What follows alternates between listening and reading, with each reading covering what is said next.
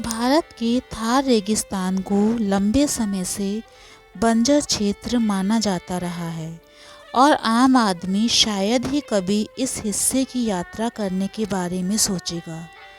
फिर भी इसकी विचित्रता के बावजूद थार रेगिस्तान के बारे में कुछ ऐसे तथ्य हैं जो आपको इसके क्षेत्र में जाने के लिए प्रेरित कर सकते हैं।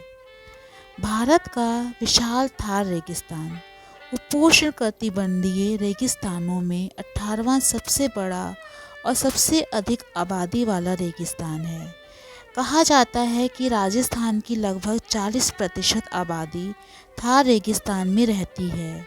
ये सतलुज नदी से शुरू होकर कच्छ के विशाल रण, अरावली पर्वतमाला और सिंधु नदी से घिरा हुआ है।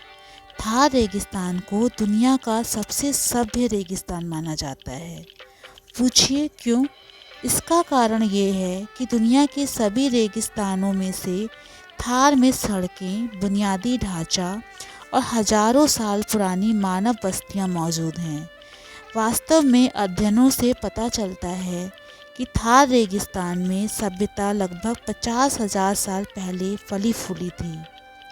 थार रेगिस्तान भारत और पाकिस्तान की सीमा निर्धारित करता है।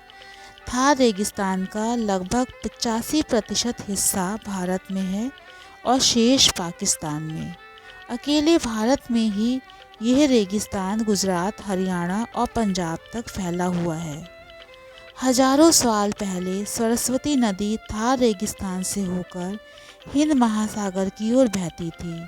हालांकि कुछ अध्ययनों से पता चलता है कि थार की बढ़ती शुष्क जलवायु परिस्थितियों के कारण नदी का प्रवाह रुक गया है।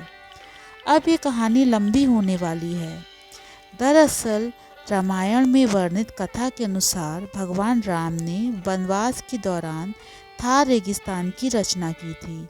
अपनी पत्नी सीता की खोज में राम को श्रीलंका पहुंचने के लिए आज के रामेश्वरम से समुद्र पार करना पड़ा।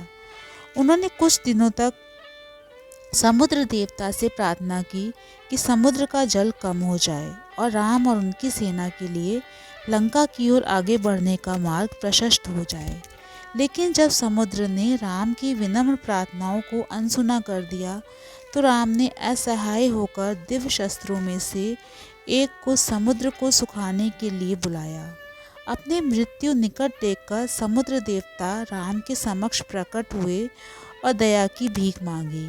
उन्होंने राम की समस्या का हल सुझाया और चूंकि दिव्य शस्त्र को बुलाने के बाद वे व्यर्थ नहीं जा सकता था, इसलिए समुद्र ने राम से उत्तर दिशा में स्थित द्रुमातुल्य नामक स्थान की ओर शस्त्र छोड़ने का अनुरोध किया।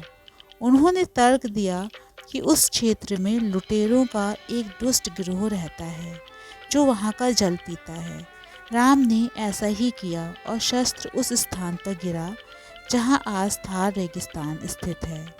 कुछ समय बाद उस स्थान का जल सूख गया, लेकिन राम ने उस क्षेत्र को आशीर्वाद देते हुए कहा कि वे पशु के लिए उपयुक्त होगा और उत्तम घी, दूध, फल, जड़ और उपयोगी जड़ी बूटियां भी पैदा करेगा। इसके परिणाम स्वरूप थार रेगिस्तान में कैक्टस, नीम, खेजड़ी, अकेशिया, निलोटिका आदि जैसे शाकीय पौधे पाए जाते हैं। ये सभी पौधे उच्च या निम्न तापमान और कठिन जलवायु परिस्थितियों में भी आसानी से उग सकते हैं। इस रेगिस्तान में तेंदुआ, एशियाई जंगली बिल्ली, चौसिंगा, चिंकारा, बंगाल रेगिस्तानी लोमड़ी, काला हिरण और सरीसृपों की कई प्रजातियां पाई जाती हैं। इस रेगिस्तान में कई लुप्त प्राय पक्षी भी रहते हैं। नियमित जल संचयन और मृदा प्रबंधन के कारण थार रेगिस्तान जल समृद्ध स्थल में बदल गया है, जो स्वदेशी रेगिस्तानी पौधों और पक्षियों के लिए घोंसला बनाने के स्थानों से भरपूर है।